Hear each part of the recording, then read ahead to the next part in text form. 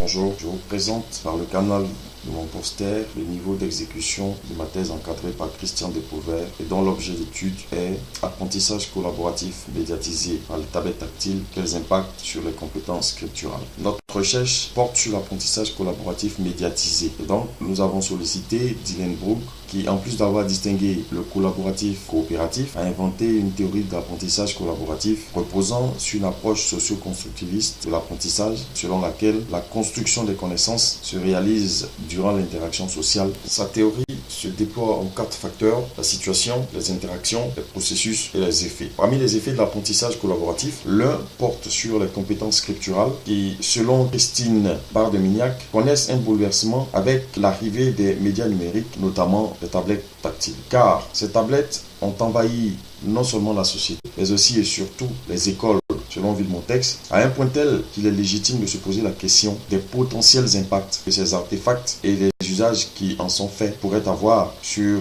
l'école et sur l'apprentissage. Le contexte de notre recherche repose sur l'écriture et l'écriture numérique. Nous l'avons dit précédemment en lien avec Christine Barre-de-Mignac, savoir écrire aujourd'hui implique de nouvelles compétences liées au numérique. Et cela parce que la société et l'école se numérisent. Villemontex, Carcenti et Fiévès soupçonnent des gains pour l'école et l'apprentissage avec l'arrivée des tablettes tactiles, et surtout qu'il faut encore prouver et éprouver, selon Carcenti, spécifiquement quand il est question de compétences à rédiger, à produire texte.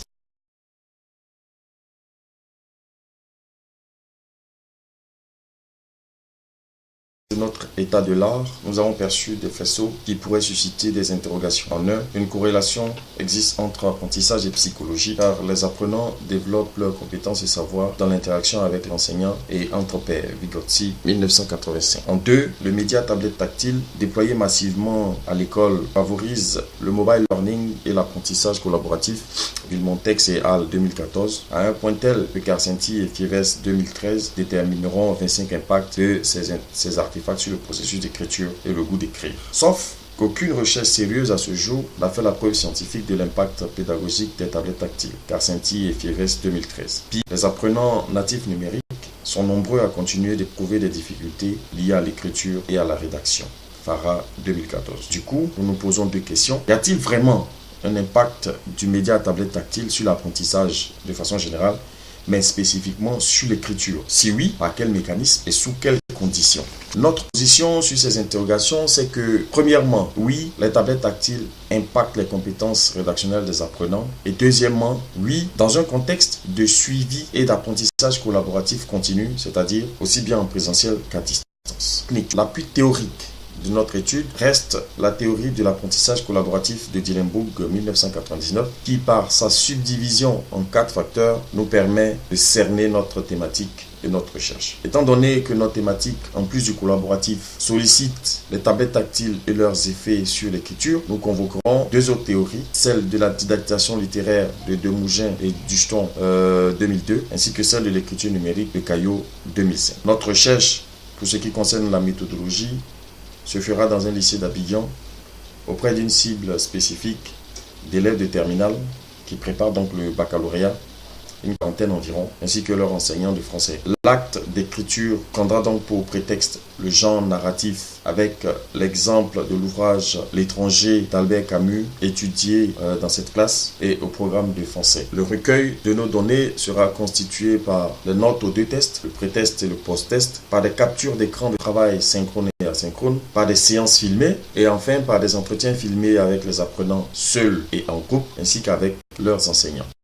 Alors, pour nos résultats, les résultats du test que nous avons effectué en fin d'année dernière, 3 constats. Le premier, c'est que les résultats des 2 groupes sont proches, vraiment très proches à l'exception du nombre de baux produits. Deuxième constat, la collaboration entre les testeurs équipés s'est manifestée à la fois par l'édition sur Google Drive que par les SMS, les textos. Troisième constat, les apprenants ont sollicité très peu, c'est vrai, l'enseignant en asynchrone, ce qui traduit donc la poursuite des activités pédagogiques hors de la classe. Lors des entretiens filmés, des entretiens individuels, les testeurs ont traduit leur adhésion et estimé être restés sur leur faim, notamment à cause du temps imparti. Le temps donc limité est un élément qui n'a pas permis d'observer plus de nuances dans les résultats des apprenants équipés et ceux non équipés. Des difficultés sont apparues, notamment en ce qui concerne les équipements, et ce problème demeure jusqu'à maintenant, de l'acquisition de données de data donc permettant une connexion Internet, des compétences numériques des testeurs et puis surtout dans la capture d'écran, la prise d'image lors des échanges offline, c'est-à-dire les échanges qui se font en dehors d'Internet ou encore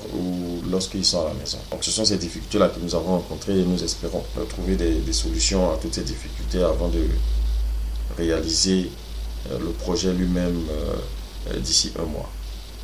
Mais merci de votre attention.